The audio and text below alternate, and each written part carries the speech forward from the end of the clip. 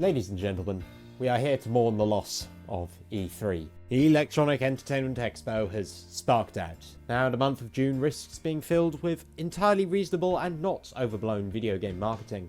But come on, I need content. Give me something.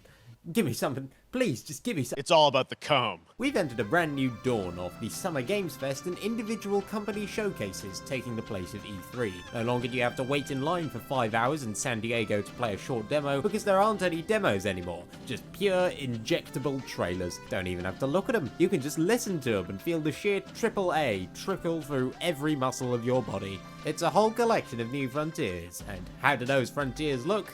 Like a set of test environments for something else. Starting off the month of June, we had Sonic Frontiers, and everyone's already made the Sega hire this man joke, so I'm just gonna get down to brass tacks. Meh. I remember when this was revealed, people were assuming this wasn't going to be as rushed as Forces, since they'd given themselves at least a year. Forces was announced a year and a half before it released. As for the gameplay, I just don't think there's that much to it. It feels very empty. And I am glad we're getting more of the story, namely with Knuckles no longer being comic relief, but they really need to give this at least a delay, and at most, a total rethinking. I was under the impression this wasn't coming out till 2023, but now I think everyone wishes it wasn't coming out till 2023. I'm glad they're trying something new for Sonic, but honestly, I just don't think that Breath of the Wild clones have ever done well for themselves. Oh yeah. MiHoYo broke surface from their bath of money to announce their next 2 games. The first is Zenless Zone Zero, which can be abbreviated to ZZZ, an accurate abbreviation because I'm going to be sleeping on this one. I mean, I never played Genshin, but at least I wasn't scared to look up the Rule 34 for that one. We also have Honkai, Star Rail, which sounds like an instruction given to porn actors. They're trying really hard to interest me with the trains in space, but honestly, all this tells me is that no one's made a Galaxy Railways MMO yet, and I'm really disappointed about that. But the biggest eyebrow raiser of the new Genshin likes is Hollow Earth, coming to us from HoloLive, and it's got me so interested, I've written a poem. We don't know what it is, or how it will be, but there will be hell to pay if you nerf my Oshi. After taking a break last year, Sony were back to try and prove their exclusives were worth a damn. Unfortunately, the best games at their presentation were multi-platform, namely Street Fighter 6. Once again, Capcom are actually doing pretty good working in the Roman numerals in their titles. Graphic design isn't my passion, but I felt that was a cool detail. As for what's going on, there's a hub world, aged up characters, and a focus on a campaign about fighting in the streets. Really coming out of left field with their decisions. They've currently confirmed Ryu, Claude Van Damme, and Chun, my thighs resemble the window of a well-stocked kebab place, Lee, to be returning, but they mainly want to showcase their new characters. I like the direction they appear to be taking it in, since they're trying something new that isn't just relying on referencing Street Fighter 2. Although that being said, if they don't add Dulcim, I'm going to fucking riot. Final Fantasy X the is taking the series back to its roots. No longer is it weird mixes of sci-fi and fantasy, it's now just a setting of kingdoms entirely made up of stone castles and huts made of shit, where people do battle with weapons that don't require particle effects. Well, I say that, but it seems the story is actually delving into the summons, namely the idea that, hey, maybe people using literal god mode as a casual strategy might be something people would feel a little bit of existential doom over. Weirdly, this hasn't gotten as much hype as I thought it would get, but if Square Enix want a bit of help with the marketing, simply show off the female leads and let the government of a certain G7 country do the rest. Just realised I've been doing most of this narration with my window open. My neighbours can potentially hear me talking about this.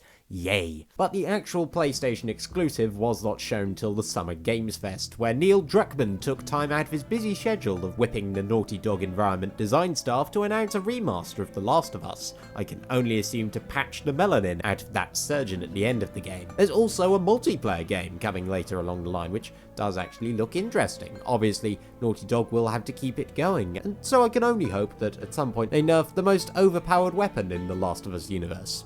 The Golf Club. One video I've had on the back burner for a while has been a series of reviews to cover a genre I like to call shitting yourself on a space station. And evidently Jeff Keighley was excited for this video that I haven't even played all the games for yet, because Summer Games Fest was taken over by the spiritual successor to this genre, shitting yourself on a moon base. Out of the several games given as examples, the most interesting seemed to be Routine, just because it's the most visually distinct, though the Callisto Protocol also seemed to be getting a lot of attention. Apparently it's because they animated in Blender.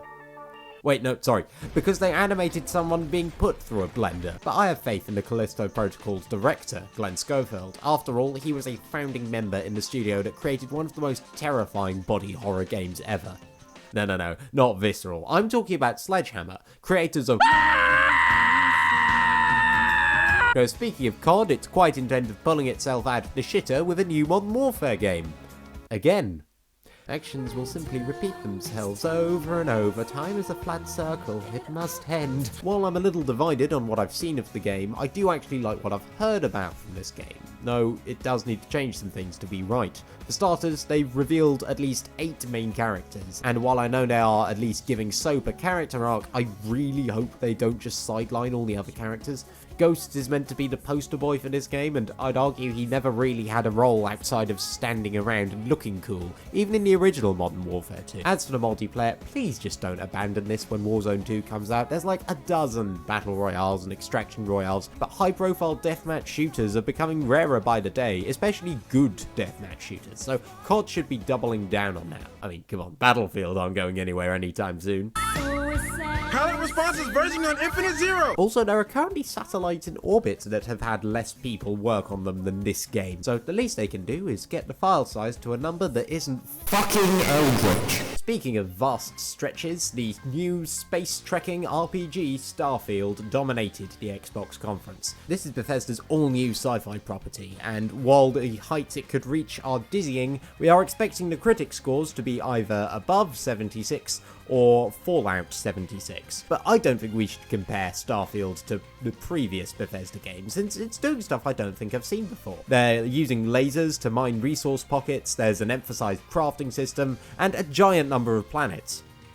Oh no. Honestly, it could be a really great game if it gets the setting right, though something tells me Nintendo are planning on having Breath of the Wild 2 go toe-to-toe with it in terms of release dates. Now, Nintendo haven't actually revealed their direct as of writing, so I'm just going to be wasting my breath by making a prediction that's a little bit wild.